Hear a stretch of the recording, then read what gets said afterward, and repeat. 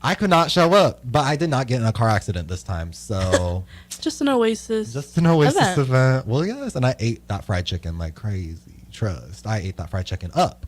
But yeah, we're just gonna be asking Brett a couple of questions. He also is a freshman at UNL, so he's just starting out, just like we were. So yeah, so basically the first thing we're gonna ask is, what's your major, your current year, and role at the Daily Nebraskan? Yeah, so my major is political science. I'm a freshman.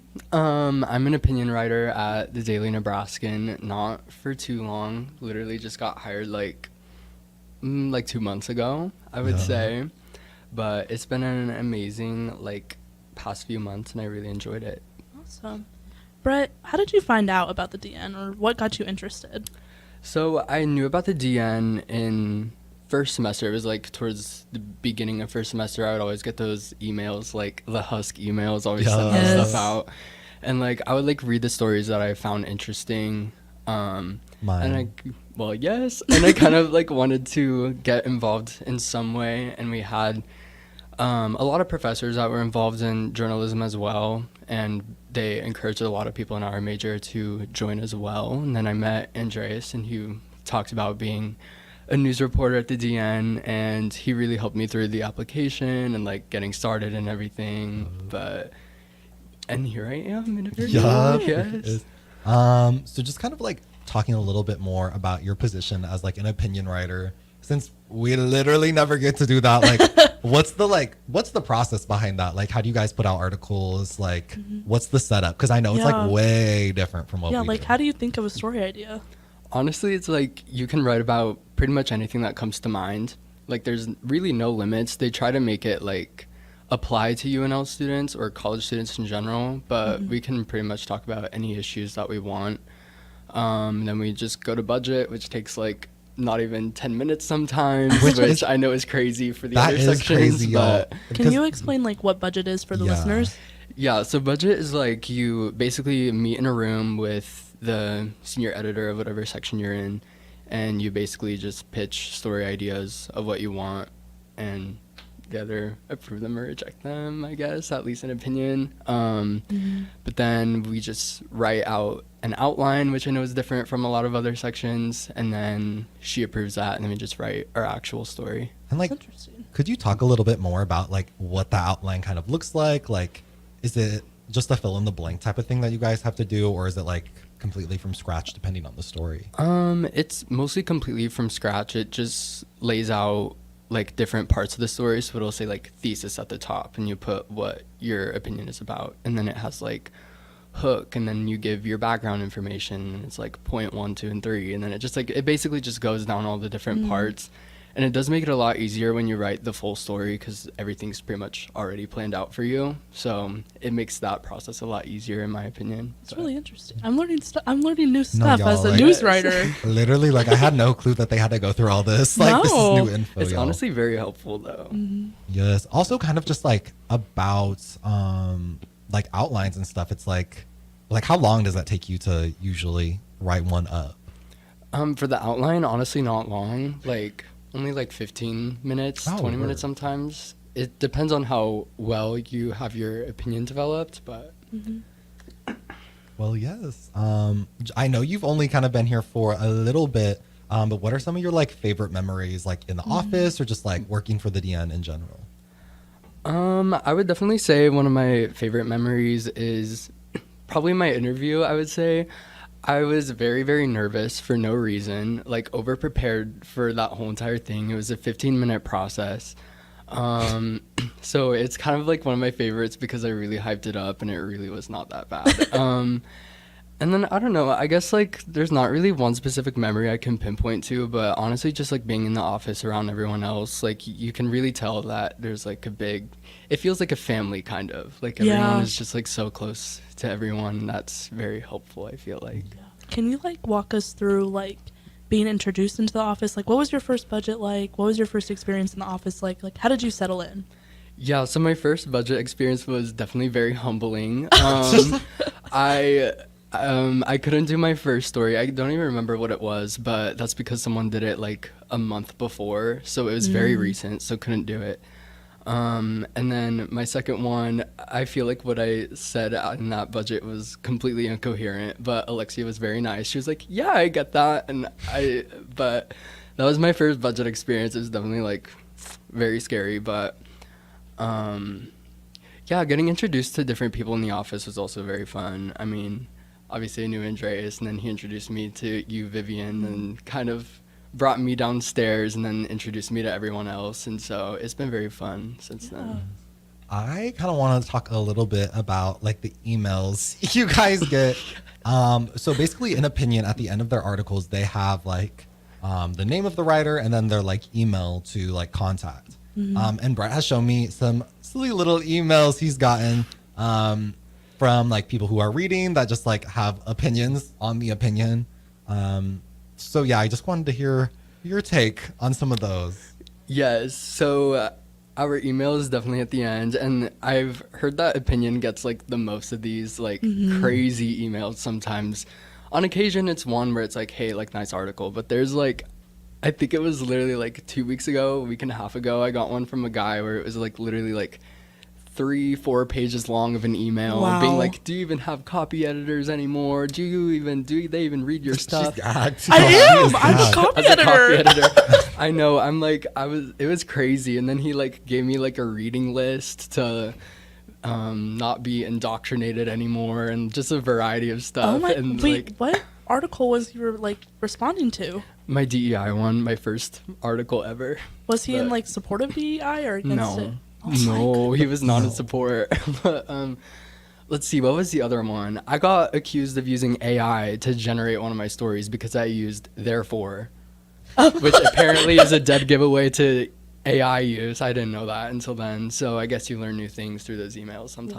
Wow. But I've never gotten an email in response to my stories. I was just gonna say, like, I've never gotten a little email, like, which is kind of shocking. I'm kind of gagged we've never.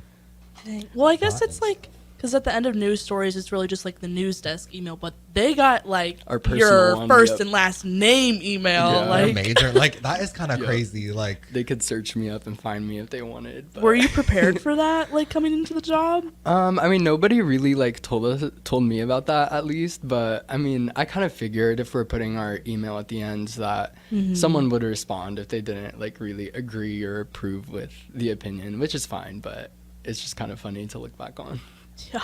and I kind of want to just like ask, like, I know in Opinion they do like really like broad topics, like it's not just like news related stuff or like cultural related stuff, but I know you do a lot of news related like opinion stories, like how you said the one with like DEI budget cuts, and then your most recent one about affirmative action for like rich students and wealthy students.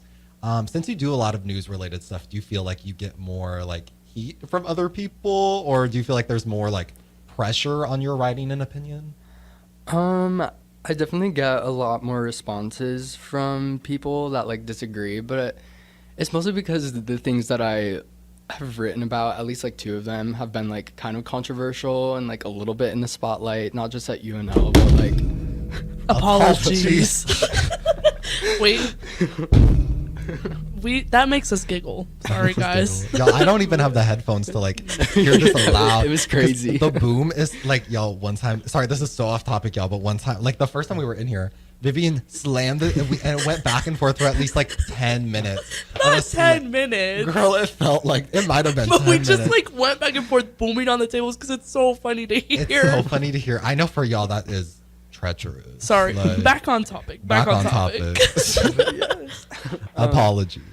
But yeah, like it was definitely those like controversial topics definitely get the most responses from a variety of people. Yeah. Some are in support. I mean, I've seen some comments on like social media where they were like good article or like work, you know, and it's like, but Work. but yeah, so it was pretty crazy, but Oh, yeah. Dang. I guess. What was like? Take me through the process of your first article. Like, had you ever done writing like this before? Like, who helped you through that process? I guess. Just tell me about it.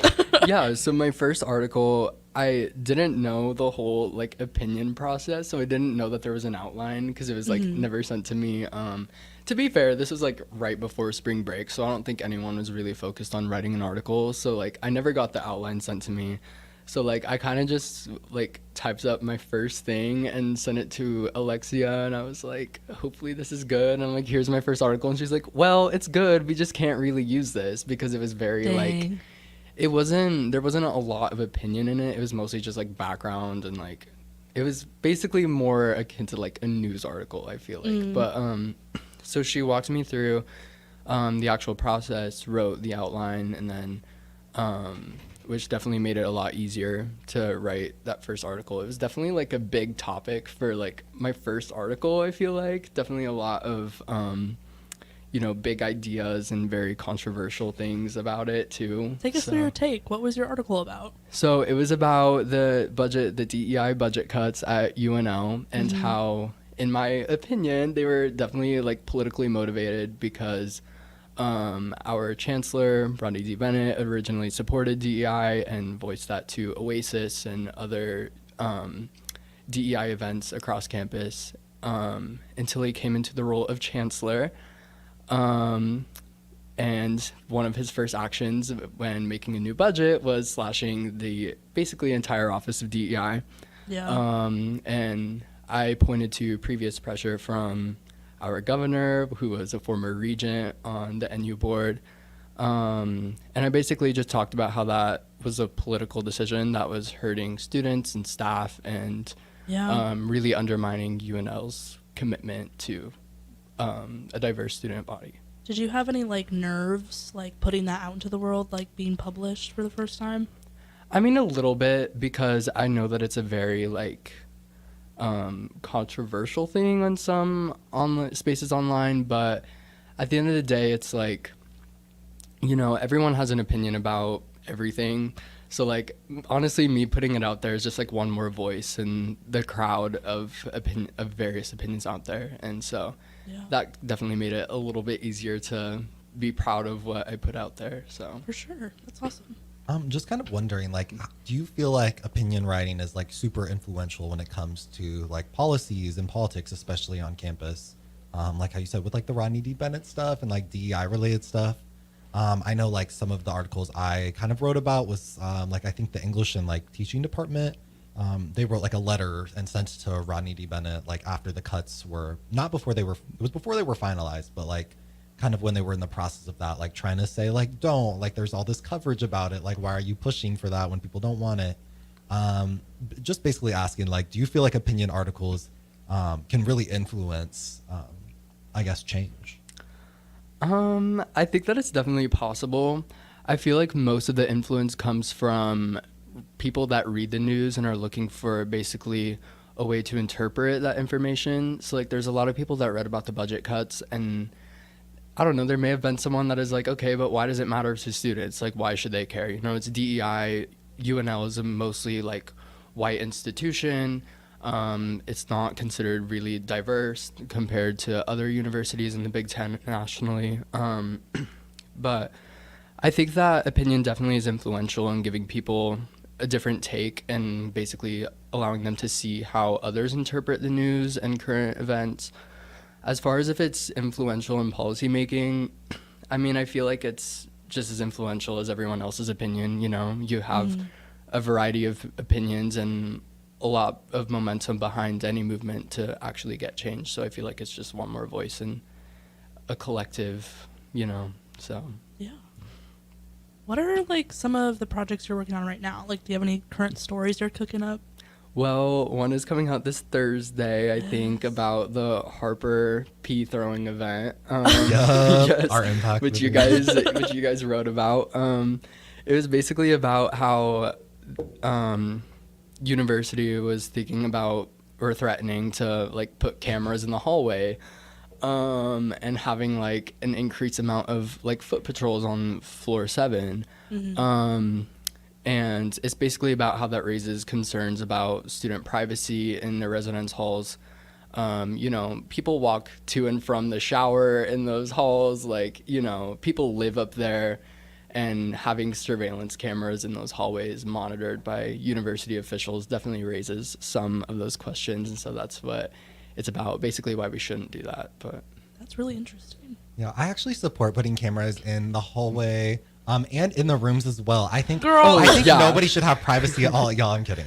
housing might hire you for Apologies, that y'all. one, to be honest. Yeah, quote me on that. Quote me on that. But yeah, just kind of wondering, like, with that, like, the P story coming out, stuff like that. Like, I know you do a lot of like on-campus issues specifically for opinion. Like, do you have any opinions you'd want to share that you may have not shared on, like, during budgets or something like that you're kind of stewing upon? Like, Oh, God. any opinions? And it doesn't even have to be campus related. Like, if you have an Oh, I opinion, have some about campus. I will say that. Oh. Yo, Oh. let me cook, everyone.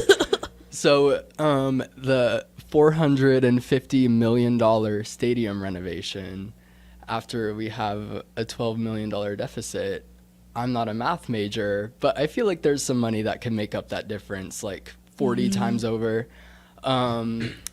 Not to mention, like, I'm sorry, that south section of the stadium, yes, it's old, like, but it's a student section, you know, like, it's the environment that matters most, and like, no one is sitting over there caring that they don't have stadium seats, like real stadium seats with the backs on it, like you're standing up, like no one cares. Definitely another one was about parking. Everyone knows the parking like issues this year, and basically being very ticket happy, I guess you could say. Towing cars left and right, like giving tickets for I know people that have gotten tickets for pulling through in the parking spot, not properly displaying their license plate even though it's in their windshield, which is like a legal way to display it. So I feel like definitely parking may have increased over the past year for reasons that maybe we don't know, but maybe just a theory. I don't know. Quick little plug for Chloe. She just put out a story. I believe it's like kind of a listicle moment. I have not read it. I will be reading it. Trust. I will be. Y'all, I am so busy. Y'all, I'm so Wow. busy. It was a good story. I It just was see a that really one. good story, but she basically just goes over like common student questions about parking, how to not get ticketed. No, yeah, it was actually very helpful, to Yeah, be honest. go Like, I'm read- not gonna lie. Hey, Chloe Fitzgibbon's story on the DN, go read it. No, because like genuinely, like parking is so confusing. Like, because I'm a little commuter, so like I park in one of the garages, and I'm like, I'm so afraid. Like, actually, like parking is genuinely my biggest fear. But I have never gotten a ticket, never gotten a warning. But someone in this room has gotten a ticket. They have gotten several. Several tickets. It's not me. Is it you, Vivian? Girl, I don't even have a car here. Well, That would be me. maybe that fueled my opinion, We- but We were wondering why you're so opinionated about it. yes. Okay, well, I will say that at least in my experience, most of mine were deserved. I will own up to it. Like, I'm not gonna lie, like, I did deserve them, but I know many people that did not deserve some of their tickets. I would argue that some of mine I didn't deserve, but that's Wrong. okay. No, I'm not wrong. No, but- raw. Oh, I thought you You're said being wrong. raw. My bad. wrong. It was She knows deserved. my story. Wrong. Would you be kind enough to share what some of those tickets are for? Girl. I want to know. I want to know. Basically it's like 2 words, 20-minute. You cannot park in the 20-minute spot overnight, believe it or not. Not possible. Damn. What are some other ones? Well, my first week here, I got 3 $40 tickets. Those ones were not my fault and then got rescinded because the thing wasn't scanning my plate right. So those 3 were not my fault. But the rest were like 20-minute spots, like parking in lots I didn't have a permit for. Those ones I own up to. They were my fault. I'm not going to lie. Because y'all, one time, Brett, like, he parked in a, what was it? It was like a, It's in front of Selleck. It was like the Yeah. visitor It parking was a to visitor like parking. something. And some guy called my car in, I think, because it said by complaint. So, Dang. yeah. Let Brett live. My roommate got a like $150 ticket for parking in a handicapped spot. Well, Deserved That that is one. deserved. That one is That is deserved. deserved. That's that one is deserved. deserved. 150 is a lot of money. Not really. I feel like you get more out and about. Like, Yeah, that's true. but it was a very big ticket. Well, unfortunately, we're heading to the end of our time. So, one last question. Brett, what are your future goals for the DN? Like, how do you want to keep growing? What other projects do you work on, or want to work on, I should say? Well, yes, I would definitely like to see opinion become more of like a section that people read and like look at and take the time to fully understand, because I feel like it does give a lot of insight into things on campus. And that's definitely something that I've been trying to work on, to like come up with ideas that are like a little bit controversial to get people to like actually read it, but also like connect to students. Like it's kind of a hard balance to like find, but I feel like I'm working on it. But I know that other people in opinion are doing the exact same, and like writing stories that students are interested in and that can actually help people, which I think is really important and a great thing to do. So That's awesome. but yes. Well, thank you so much for joining us today. Well, yes, thank you. So that is closing out our segment here on 93.7 The Ticket. This has been me and Vivian, the Newsies at Night on the Daily Nebraskan Show. We'll be back in just a couple of minutes. Yeah, throwing it over to sports now. Garage doors can be expensive. Are you keeping yours in the best condition possible? This is Cameron Hall with Doors Plus. Doors Plus is a locally owned business that prides itself on the fast, reliable, and friendly service. Doors Plus offers flexible scheduling so you can book an appointment that fits your busy day. My team and I will come out to your property, both commercial and residential, and provide you with the necessary information you need to make sure your garage door is in working and smooth condition. Give Doors Plus a call today at 402-590-5800 to book an appointment and learn more about our preventative maintenance plans. Doors Plus, garage doors, and more. How was your drive to school? Let me tell you, I had to get my iced coffee first. I just can't seem to put it down. My favorite rapper just announced a tour. My phone was buzzing like crazy. I'm so excited. I had to text all my friends right then to talk about it. Then someone started calling me and... Let's try that again. I turned my phone off right away. I never drive distracted. Visit StopTextStopWrecks.org. A message brought to you by the National Highway Traffic Safety Administration, Project Yellow Light, and the Ad Council. I think it's just vapor. Vaping is safer than smoking, isn't it? There's really not even that much nicotine in them, right? One vape pod has as much nicotine as one pack of cigarettes. My kid knows it's dangerous. 5.4 million American kids vape, and most think it's harmless. Get your head out of the cloud. Talk to your kid about vaping. Visit talkaboutvaping.org. That's talkaboutvaping.org. Brought to you by the American Lung Association and the Ad Council. Lincoln, you wanted more sweet and spice in your life, and now you've got it. At Wings and Rings, their brand new Hot Honey has all of Lincoln buzzing. Try their one-of-a-kind house-made sauce on the brand new Hot Honey Chicken Sandwich or their Hot Honey Shrimp and Slaw. And of course, you can get it on the traditional, boneless, or smoked wings that have made Wings and Rings your go-to neighborhood spot. Hot Honey was supposed to be gone on April 1st, but they're extending it indefinitely. So stop by Wings and Rings at one of their 2 Lincoln locations today, on O Street and on Village Lane. Hey, it's me, your cell phone. We need to talk about something serious. I know you love me. I know you like using me wherever you are, but I feel like this isn't working out when you're driving. I know you may think that it's possible to focus both on me and the road, but I just don't feel the same way. I think we should spend time away from each other when you're driving. It's for the best. Visit StopTextStopWrecks.org. A message brought to you by the National Highway Traffic Safety Administration, Project Yellow Light, and the Ad Council. Be a memory for your grandchildren. Among Nebraska adults age 65 or older, 47% report current alcohol use. Drinking too much can cause harm to children, family members, and loved ones. By drinking less, you will still be around for your grandchildren. If you or a loved one is looking for help, find a treatment facility near you at findtreatment.gov. For immediate support, call, text, or chat 988. Brought to you by Nebraska DHHS in partnership with SAMHSA. Community means something different to everyone. But for me, it means cheering on those around you during the good times and helping them out during the tough times.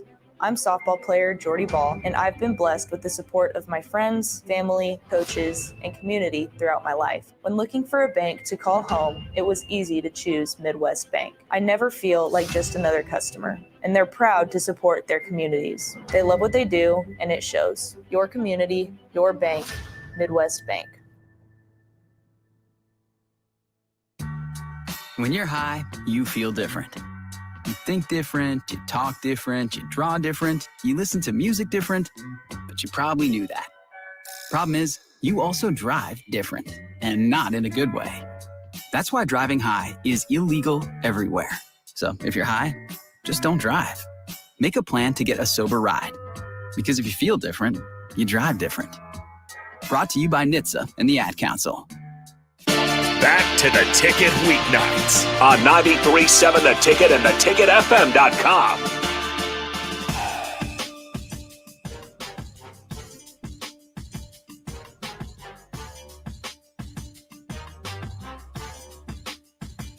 Hello and welcome back into the Daily Nebraskan show right here on 93.7 The Ticket and theticketfm.com.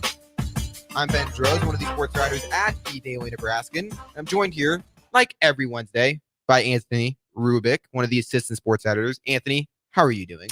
I'm doing well. My Atlanta Hawks did not get the job done tonight, unfortunately.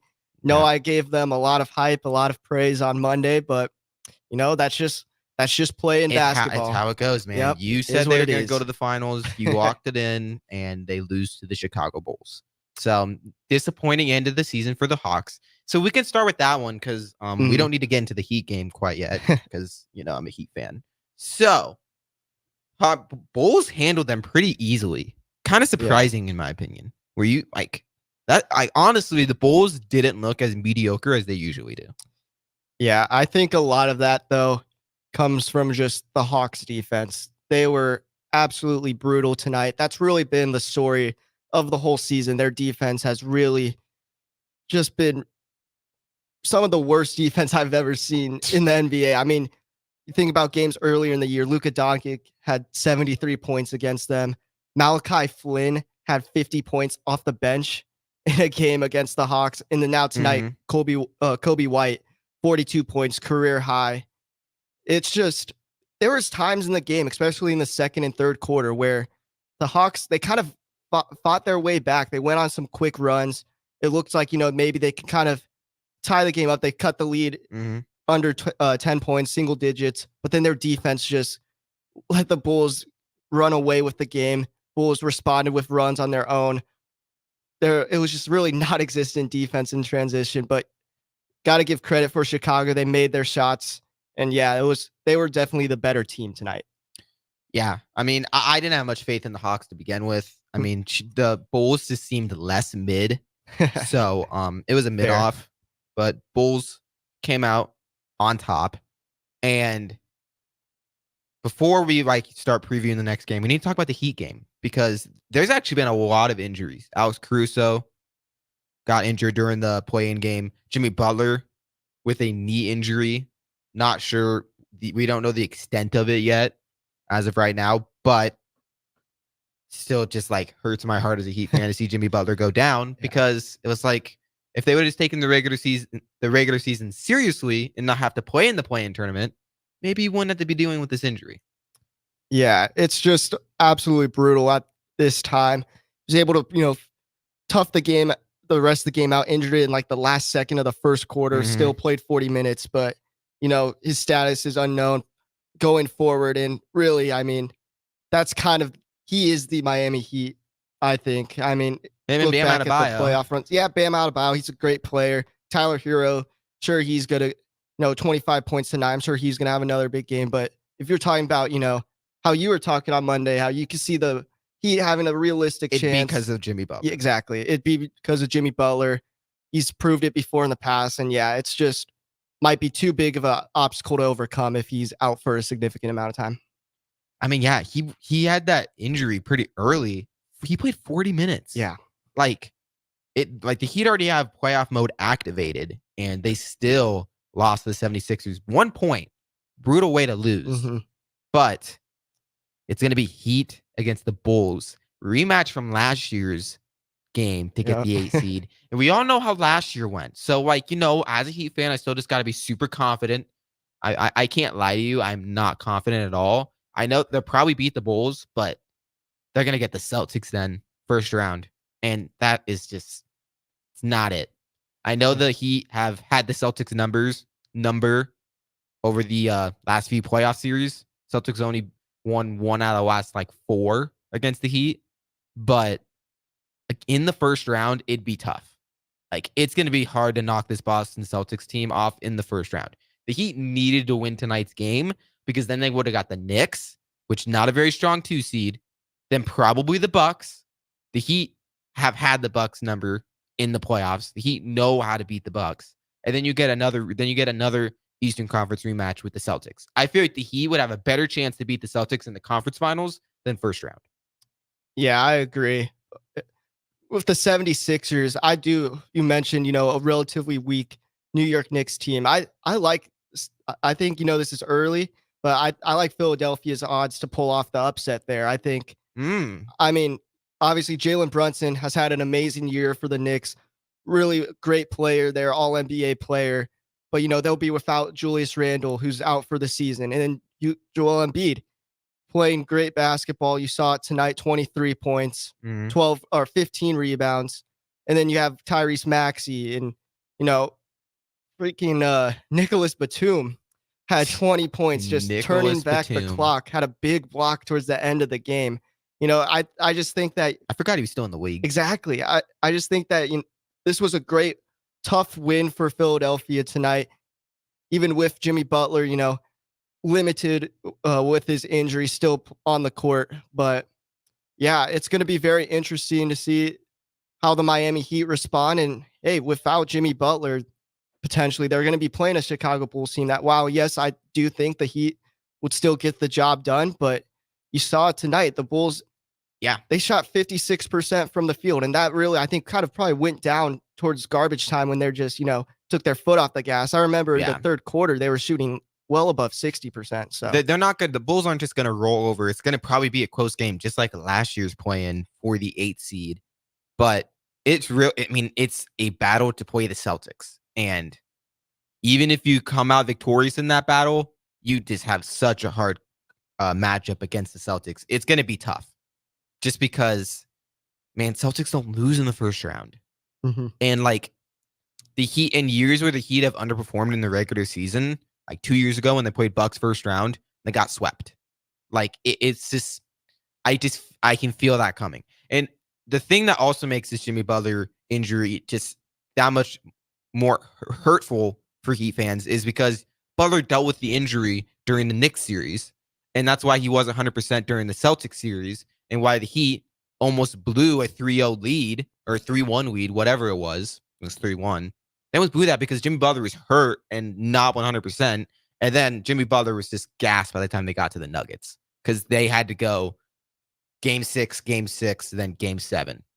Or was the Bucks game 5? I don't know. That was a year ago. I can't even remember. But still, it was like a really hard playoff run, and the Heat just wore out. And now it's just you can just feel it. Even if Jimmy Butler plays, he's not going to be 100%. He's not and that's just really going to hurt the Heat's chances of not only just even winning the first round, trying to advance in the playoffs. Even if they were to beat the Celtics, it would just be tough because when Jimmy Butler's not 100%, this team is just not as good, obviously, because he's their best player. So it's, as a Heat fan, my heart just hurts, man, because I was so confident. They just needed to win the night. Then when they played Knicks, Bucks, Celtics, they could have done that. They could have done that, but it's going to be tough. I bet the Celtics series goes 6 games and Celtics wins if the Heat beat the Bulls. That'd be my guess. But we can get into. Do you want to add anything on that? I mean, could I just talk about the Hawks a little bit more? I got just some stuff to get off my chest. All right. You know what? I'm gonna time you. I'm gonna set a 4-minute timer. 4 minutes? Ooh, you got. I think I can finish up by then. I'm gonna give you 5. Okay. You're gonna get 5. All right, go, Anthony. Okay, you go. So just with Atlanta tonight, tough way to end your season, and it's really going to be interesting to see what they do this offseason. Yeah, I mean, Trae Young. I'm a big Trae Young defender. I'm a supporter. Ever since he got drafted, I feel bad for you, man. Like, this is your life defending Trae Young. But like, he's good. He's a no one's saying he's not good. It's that he's not a superstar or even like he's a borderline star. I think that, especially in the 2021 season, living in the past. I still think that Trae Young could be the number one option on a championship team. They would have to be strong on defense throughout that roster. He has improved on defense throughout his career, but still, yes, you need to build around him. You need to build a team around him. And then this is just the Hawks haven't done. Yeah, they really haven't. And it's just very interesting to see how it is going to be going forward with Trae Young and DeJounte Murray, who, wow, let's just face it again. Love Trae Young, but the Hawks played their best basketball this year when he wasn't on the court. There's your argument right there, Anthony. Exactly. You're counterintuitive. I know. I have conflicting, like I'm on both sides here, just trying to see how this works out. Because DeJounte Murray showed flashes as the number one guy in Atlanta when Trae Young was out.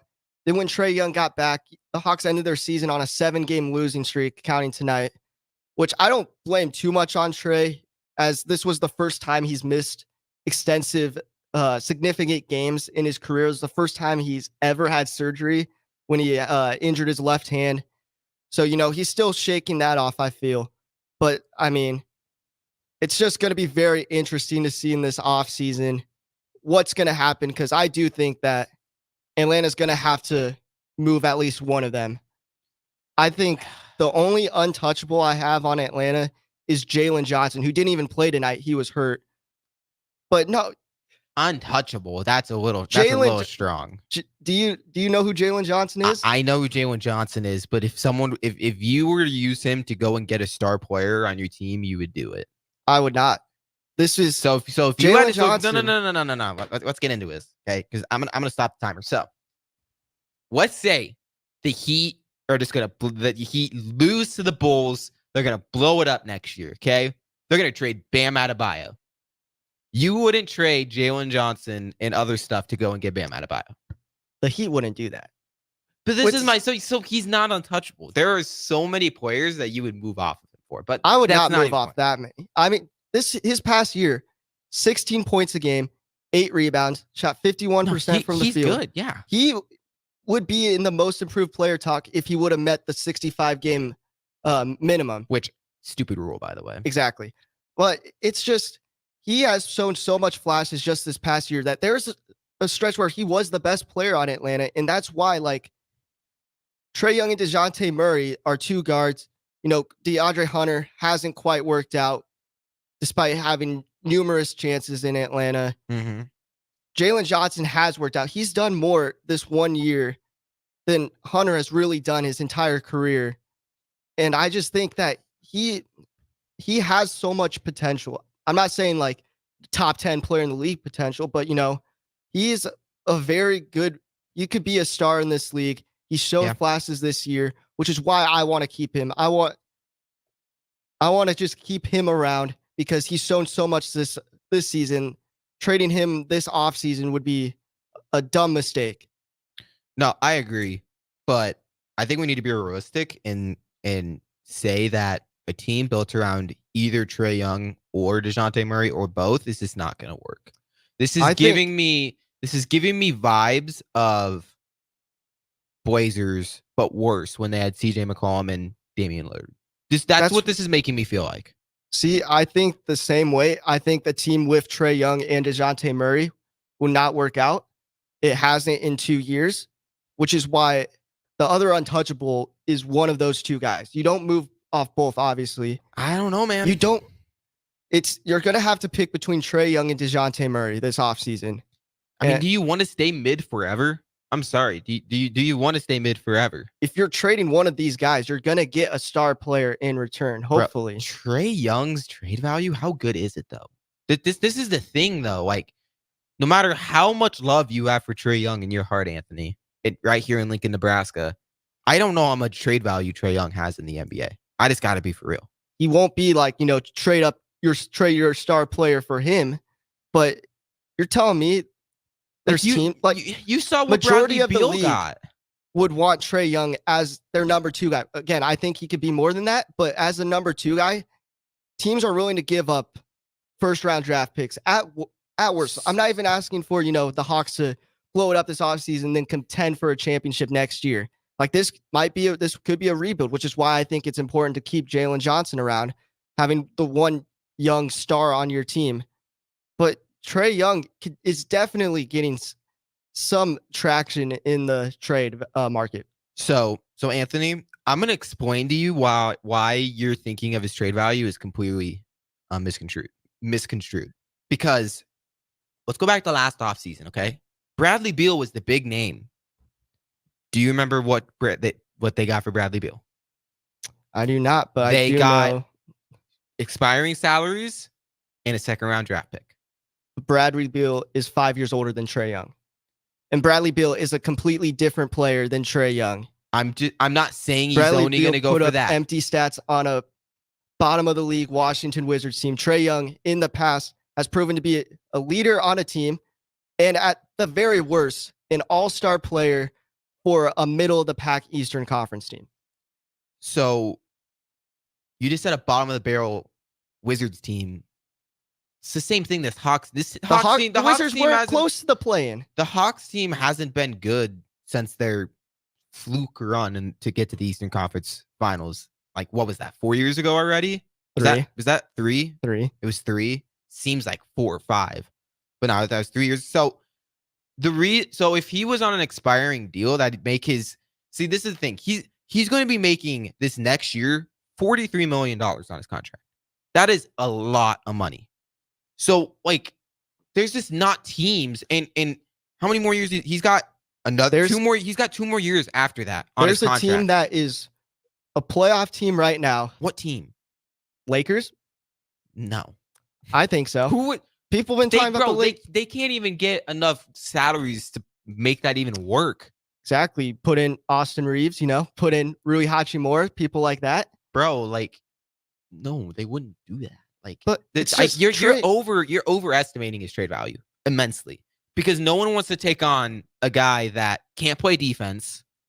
He's been improving. I don't care. He's a better defender than Tyrese Halliburton, but you guys don't want to talk about that. That's another argument, though.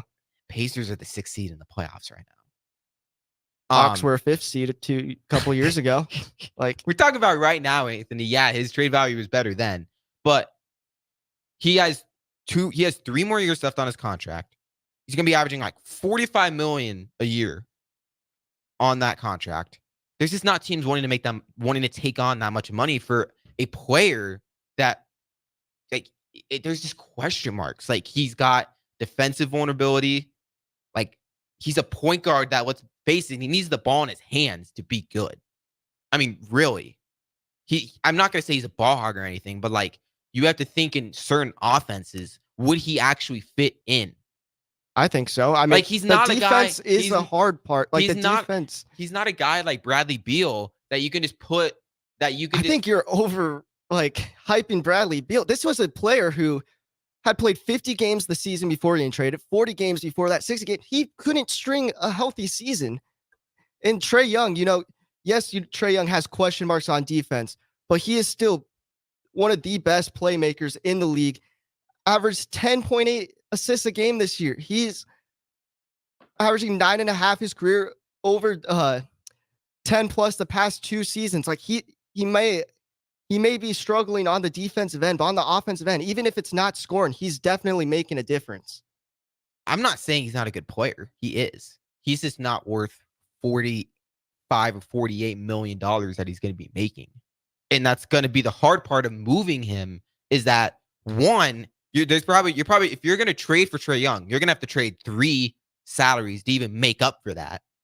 And then on top of that, draft are you going to give draft compensation to take on a contract that's $45 million annually on average for 3 years with the question marks he has? Like, how much draft compensation are you willing to give up for that? You know what I'm like? This is the thing. It's not that, obviously, if teams could just put him on their roster, they would do that. It's just the trade market has been so weird ever since the Rudy Gobert, and that trade was like terrible for the Timberwolves. They're good now, but like, they gave up a lot to get Rudy Gobert, way more than they should have. And that kind of like reset the market of like, teams are like afraid to trade for stars that are making so much money like this, I feel like. Because you have to sacrifice so much depth. And not only that, then you want draft compensation on top of that. Like, I just don't know a realistic trade package for Trae Young. Like, I don't even know what team. I get that. The Rudy Gobert trade did kind of reset the market just with how much of an overpay it was. Heck, the Hawks even did that for DeJounte Murray. They overpaid the Spurs for him. But I don't know what they're going to do. I do think it would be easier to get rid of Murray because of it. This is the thing. But I think you move off Murray because that's an easier contract, just as young. A player that's two-way. You know what I mean? Like, he can play on the defensive end. That's more appealing to teams than someone like Trae Young, in my opinion.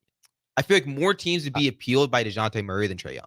I mean, the Hawks were trying to move him at the deadline. Yeah. And they ended up staying with him, and now you have this challenge. And yes, I do think that the more realistic option here is getting rid of DeJounte Murray, but I can see a world where Trae Young gets traded to not a team where he'll be a number one star.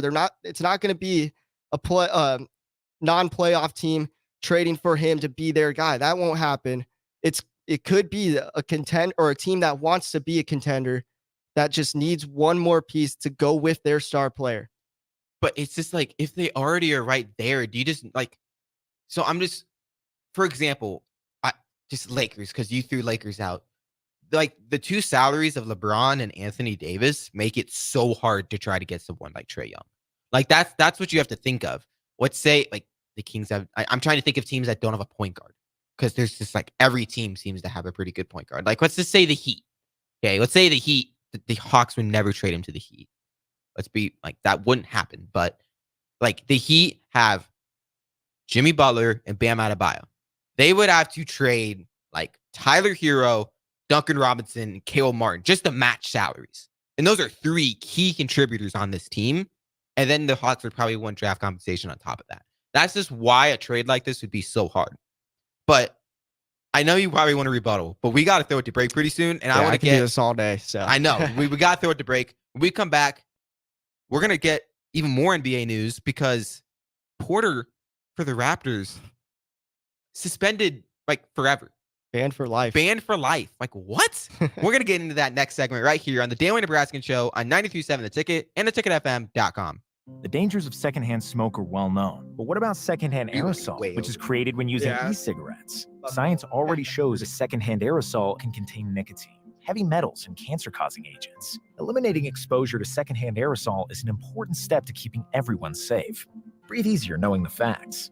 For help quitting, call the Nebraska Tobacco Quit Line, 1-800-QUIT-NOW, 1-800-784-8669. Paid for by Tobacco Free Nebraska. Aired with the Nebraska Broadcasters Association and this station. Mario fue pintor más de 30 años. Cuando me dijo que se le estaban olvidando las cosas, fue difícil. Un día me dijeron que pintara el marco del lado por dentro y pinté el lado de afuera. Yo le diría a la gente que le diga a su familia lo que está pasando con él. Si algo se nota diferente, podría ser Alzheimer. Es momento de hablarlo. Visita alz.org/nuestras historias para saber más. Un mensaje de The Alzheimer's Association y The Ad Council. I called. You didn't return the call. Called a couple times yesterday. No, nothing. But I did Crickets. Hold it. I called first, and then I got this. I don't know where Sip was. If you're in the bathroom, I get he goes, hey, hang tight. I'm writing right now. And I don't know. I'm like, well, why are you whispering to me? He said it just like that. Hey, sit tight on that one. I'm writing right now. And I'm like, what is he doing? Is he in the bathroom or what? Where are you at? Can you give us the scoop on what happened there, where Sip? were you when I called you? Because I did call you back. Hang tight. Hang tight. I'm writing. Early break with Sip and Jake from 6 to 8 every weekday morning on 93.7 The Ticket. If you came across someone struggling with hunger, how would you recognize them? By their clothes, Their age? the way they speak. Hunger can be hard to recognize. Learn why at IamHungerInAmerica.org. Brought to you by Feeding America, 200 Food Banks Strong, and the Ad Council. Rain, snow, or shine, John Henry's is here to keep your home's plumbing systems working properly no matter what kind of weather Nebraska throws at us. From unclogging toilets and drains to installing new water heaters and water treatment systems, John Henry's is your plumbing expert in the Lincoln and Omaha communities. Visit us at calljh.com or call John Henry's. 435-5555. John Henry's Plumbing, Heating and Air. And electrical. Hey guys, it's Bill Bush. Next Ag Appraisal and Realty has opened a new location in Pender, Nebraska, in addition to their office in Lincoln. The real estate world can be confusing, so why wouldn't you want an expert helping you every step of the way? If you're looking to buy or sell farmland in Nebraska, Kansas, or Iowa, give Ethan Sorensen a call today at 402-380-0432 or visit them online at nextagrealestate.com. Next Ag Appraisal and Realty with locations in Lincoln and now Pender, Nebraska. Back to the Ticket weeknights on 93.7 The Ticket and theticketfm.com.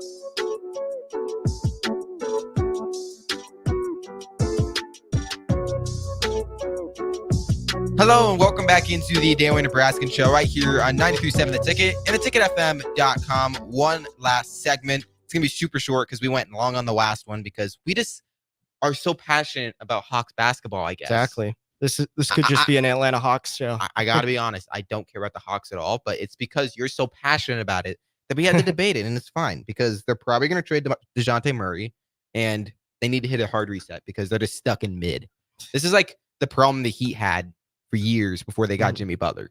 It's like it's like they had the draft, they had to hit on Bam Adebayo, and then they had to bring in Jimmy Butler for them to be good. It's just like the Hawks, they have the pieces, they just don't gel. Yeah, that's the problem. But real quick before we get out of here, because I want to address the lifetime ban of Jonte Porter. Michael Porter's on the Nuggets. That's his brother, right? Yep. Yes, it is. I wonder if there's any connection. I wonder if he's been a part of any of that. I know there's Lakers fans being like, I have sources saying Michael Porter was in on that.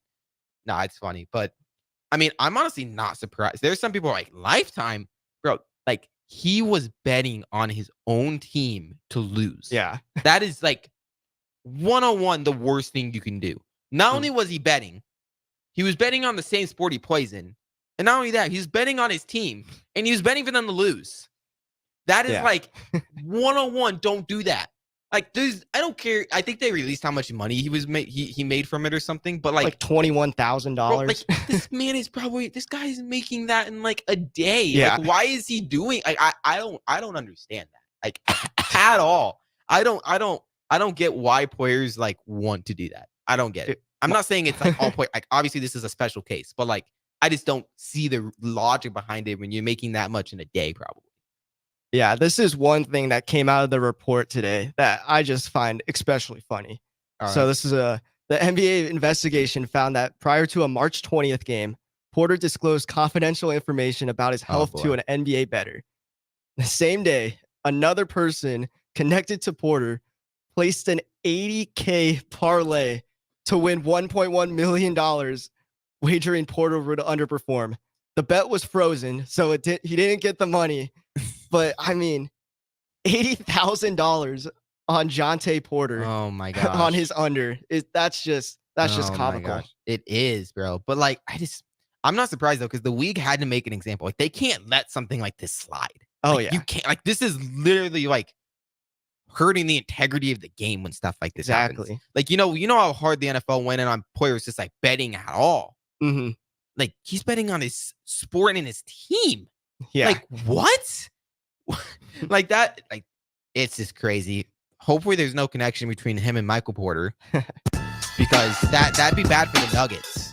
Wouldn't be good for the Nuggets if Michael Porter get banned for life. Oh yeah. I don't even know. Like, how would that even? Would they just void his contract? Like, I don't even know how all that worked.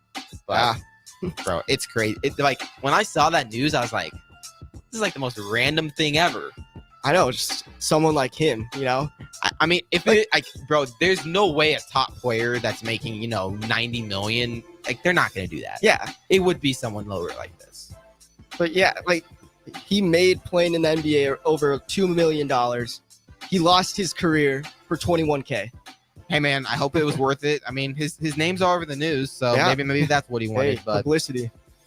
I don't know. I just think it's crazy, and I hope stuff like this does not continue, because it just hurts the integrity. But I know this is like a once in a lifetime kind of a thing. But with that, we gotta wrap up the show. Thank you for listening to the Daily Nebraskan show right here on 93.7 The Ticket and theticketfm.com. We'll see you tomorrow, same time, 11 to 12. See ya. Early break with Sip and Jake. Nobody goes to McDonald's more than you. Nobody. No, every meal, I agree every with that. call. I mean, every meal. Every morning you're there. Every morning goes to McDonald's single every day. I do it. Oh, I go every day. Is it? Yeah, How many that's what I times? mean. That's a lot. How many? Sometimes I'm twice saying a in day. the next year I go 9 times. I That's go high. 9